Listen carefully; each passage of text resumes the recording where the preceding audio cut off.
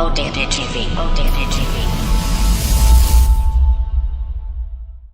here. What's up, everybody? Though this video applies to all professional sports, I want to focus on the NFL.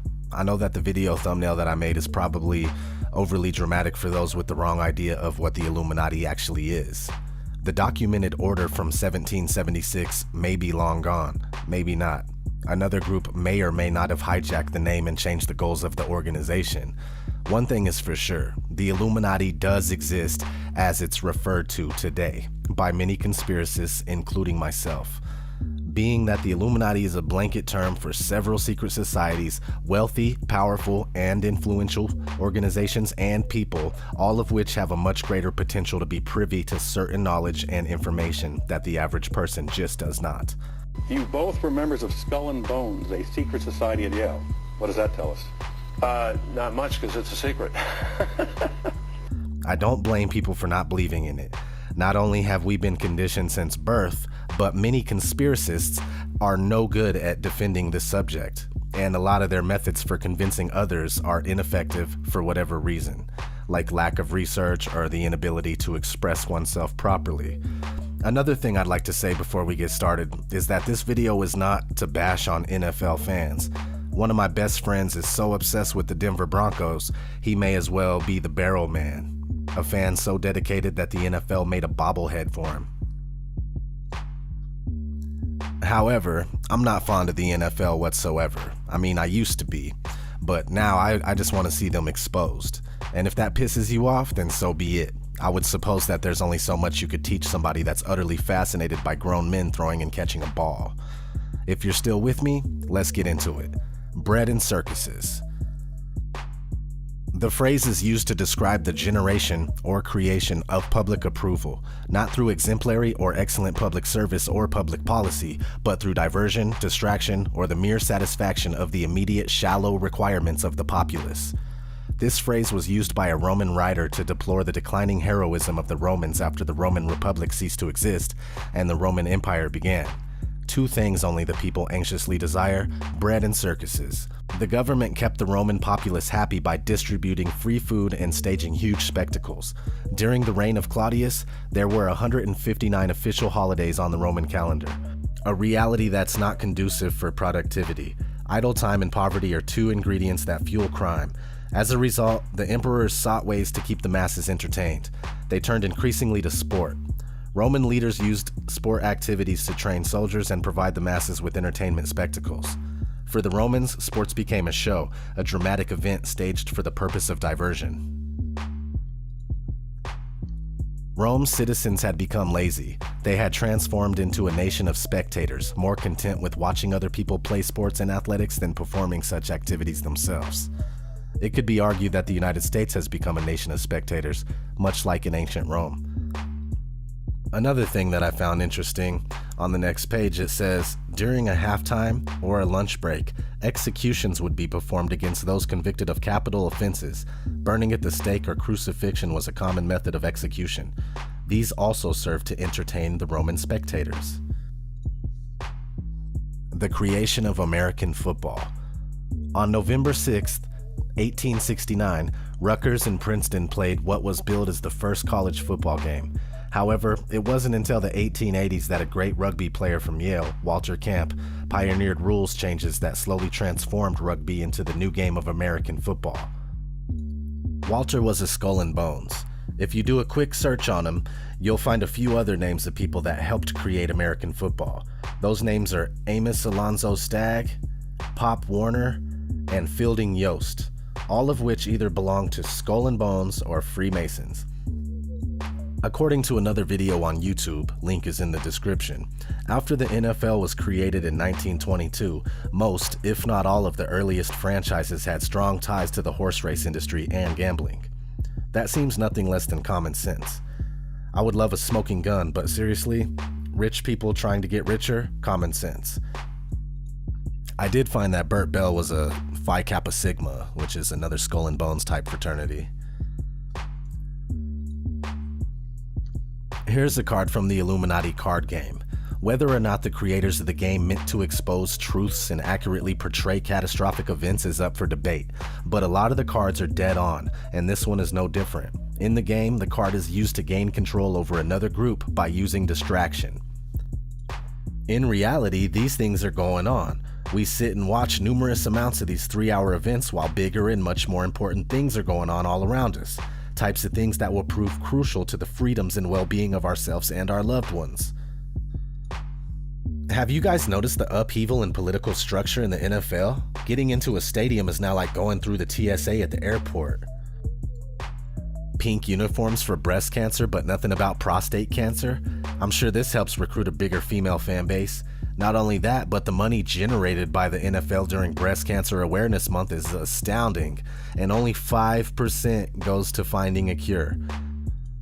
After the Sandy Hook drill in 2012, the NFL became shrill gun control advocates.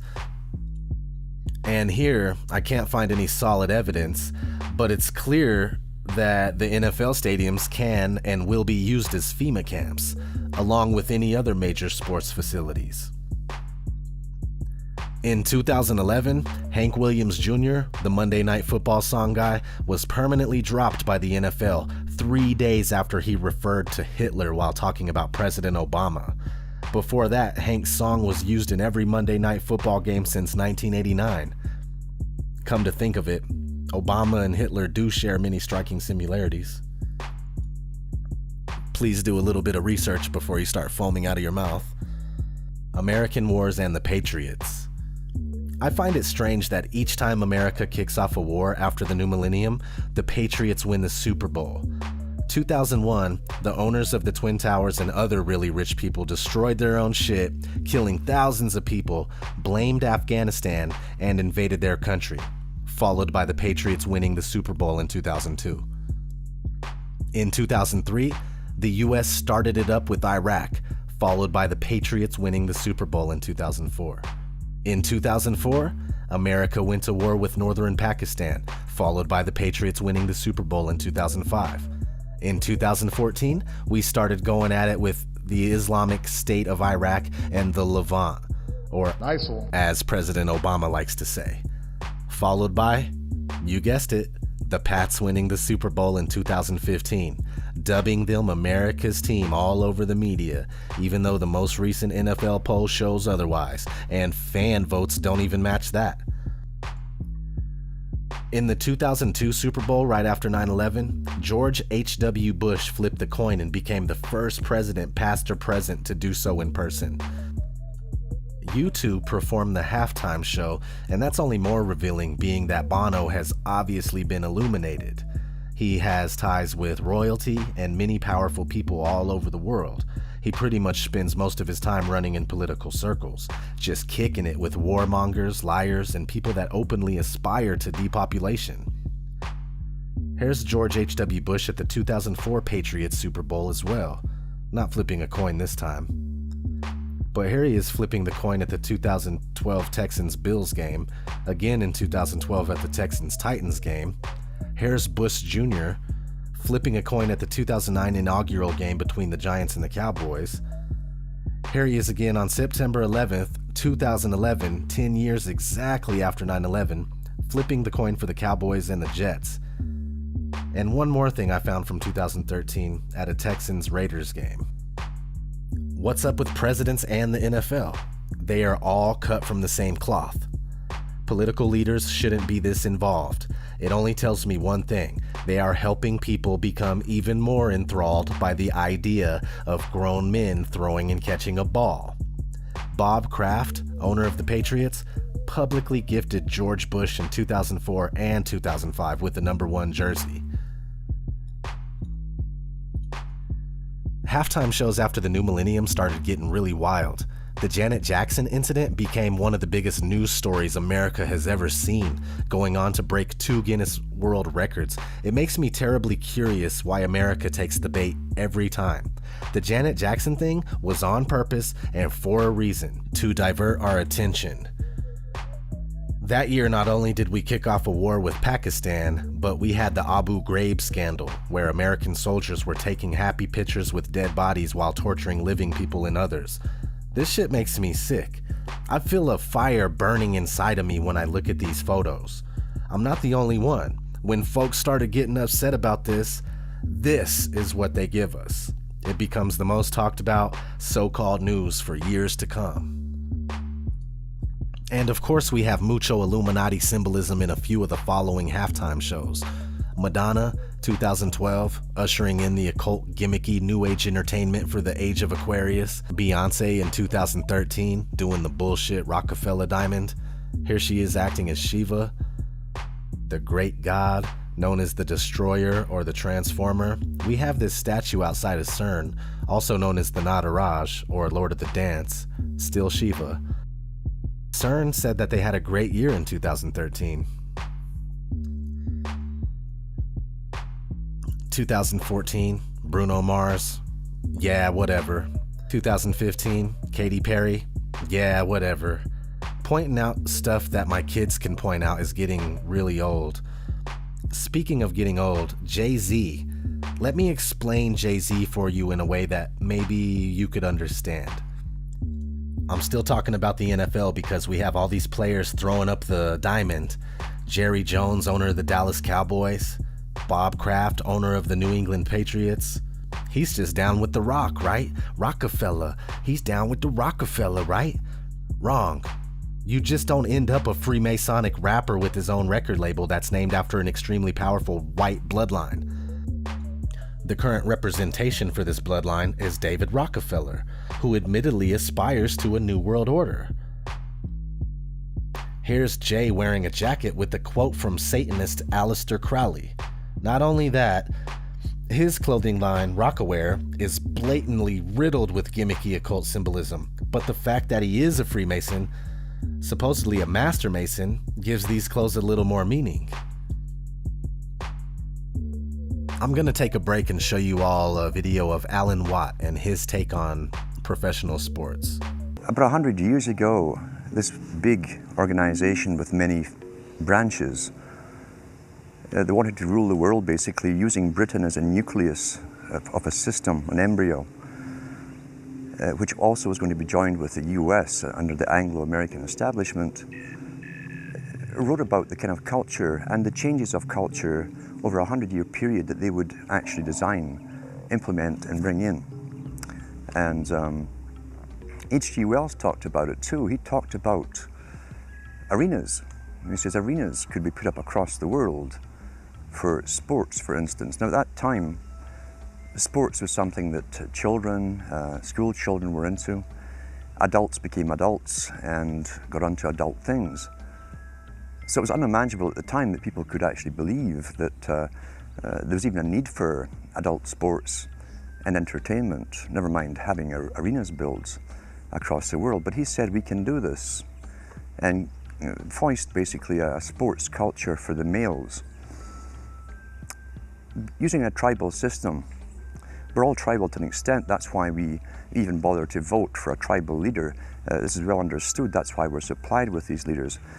And because the average man was to become more disengaged from his own destiny as the expert class arose, it was decided that the males would get their outlet basically, gradually becoming helpless as males through sports. Therefore they'd have a tribal team they could identify with, they could cheer them on as though they were winning.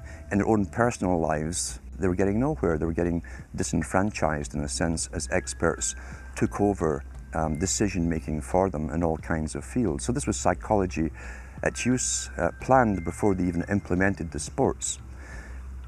When radio came along, of course, they used that to the maximum. Sports for the men, soaps basically for the women, and then in came television, as I say, with its alpha state, its hypnotic state. And sure enough, around the 1960s, really, 50s and 60s, it took off. It really took off. And men became glued on Saturday nights to the sports shows. A culture industry, which is called by its own the culture industry. The Soviet Union had a department called the culture industry. Their actors and directors were called the cultural leaders. leaders, because they would, like a computer, people are like computers, all you have to do is keep giving them new updates every so often, and you can change an entire country or a nation or a block of nations who are all getting the same upgrades at the same time. A game for tribal males. I've noticed my whole life that fans of opposing teams are willing to brutalize each other for no reason. I say no reason, but they would say, "Don't talk shit about my team," or "My team is losing so I'm mad and I want to fight." Like I said, no reason. The team is not theirs, and the team doesn't give one shit about them. Here's some guys bad-mouthing the opposing team at a game. The following year, one of the players went on to play for the Raiders. It's just an easy job and some money to those guys. And it's actual feelings to you, to everybody else. It's sad. Grown people all over the world act like this. I don't know where you live, but in Denver, I'm weirded out by the football mascot, which is just a white horse or a pale horse. I just think it's odd because we have another horse that looks like a demon outside of our airport, and he's in the same pose. And here's a cover of a book called The Montauk Project. It's about time travel experiments, and that horse is in the same pose too. I know it ain't nothing, I'm just pointing it out, okay? Katy Perry's song Dark Horse, where she asks over and over if you're ready for a perfect storm. Here we got Miley Cyrus posing naked on a horse. There's something to these horses. I believe that there is more to the horses in Colorado, though. The airport was built or funded by Freemasons. John Elway is a lifetime member of the Masons. No, I don't think all Freemasons are bad, probably just the rich ones, or a group within a group of those guys. I have a friend who joined the Masons, and he swears up and down that there's no conspiracy. I trust that he believes that, but I told him that there's no way an average community Freemason is going to be let in on the game. Never mind all that. I have a few more things to go over. Storylines, whether good or bad, pay attention. Or don't. I'd recommend you don't, but it's all to hype the NFL only. They have over-sensationalized and heavily dramatic, drawn-out, scripted storylines, and you could just tell, man. I mean, I really can't prove it, but come on, it's obvious. They verse family members in the Super Bowl, friends, ex-teammates. They make it to where people want to watch this shit like it's some sort of dramatic TV reality show. I'm not going to dig anything up for this one because I would never finish the video. There's just too much out there. I'm not the only one that feels this way. Let's listen to a few others, even sports fans, that are stressing the same point. Basically put, the NFL is controlled, all of television is controlled by the Illuminati. Steve Bornstein, CEO of the NFL Network, president of ESPN, he is a well-known Illuminatist. CBS president, Illuminati. The media controls everything. And my belief is Tim Tebow's Christianity belief got too big for them where they couldn't control it. And they fabricated lies in the media. And we as sports fans, we believe half the crap they sports analysts tell us on TV. Merrill Hodge and Trent Dilfer speak, we all listen. And we all think, oh, Tim Tebow's not this, Tim Tebow's not that. All rookies have to sign an endorsement contract with the NFL, basically stating all their endorsements the NFL gets a percentage of. Here's the kicker. Unless the endorsements go to charity. The percentage of Tim Tebow's endorsements didn't go to the NFL. All of them went to charity. He put that in his contract. What does that show the NFL? They're not going to make any money off of Tim Tebow. None. They make jersey sales, but all his endorsements and stuff, they all went to his charities. Now, speaking of charities, it never gets brought up. The dude has opened 12 hospitals across the world. Year 2012 alone, he raised over $100 million for charities across the world. Doesn't get brought up. You never hear it. Here is the other big kicker. It's his little Tebowing thing. He trademarked it. He did sign a contract with Nike. Nike and the NFL wanted to make money off the Tebowing thing. He refused. He said if any money's made off of it, it goes to charity. Didn't make the NFL and Nike too happy because Tebowing became really, really popular. And Christianity isn't what the Illuminati wants. People can say, oh, he doesn't know how to throw this and that, but there's a bigger picture that people don't see. You are dealing with a motherfucking illusion. You're not dealing with no real game, people. You're not dealing with no real game. If you don't wake up and realize that this shit is WWE, bullshit ass, scripted ass bullshit, if you don't realize this stuff is all about casino money, broadcasting network money, and NFL owner money, if you don't realize it's about those three things, you're gonna have to run, you gay ass, homosexual ass, Freemason ass, Satan worshiping ass NFL owners gonna have to run that shit by somebody else, because I'm not buying it. What's going on, YouTube? I don't normally make videos about sports because I don't watch sports anymore. For a while now, I haven't watched sports. I look at sports like I look at Hollywood and the music industry, and I believe in my heart that sports is fixed in a way that the average person can't understand it. If the NFL isn't fixed, why do most sports associations have the same style logo? There is no official agency that oversees the creation of these logos. If the NFL isn't fixed, why is the referee selection process for the Super Bowl so upsetting and highly questionable? If the NFL isn't fixed, why do the 32 teams recognize themselves as one entity and split 75% or more of the total annual income? Something is definitely wrong with the NFL, and I think it's Peyton Manning's forehead. Thanks for watching, everybody. We'll see you next time.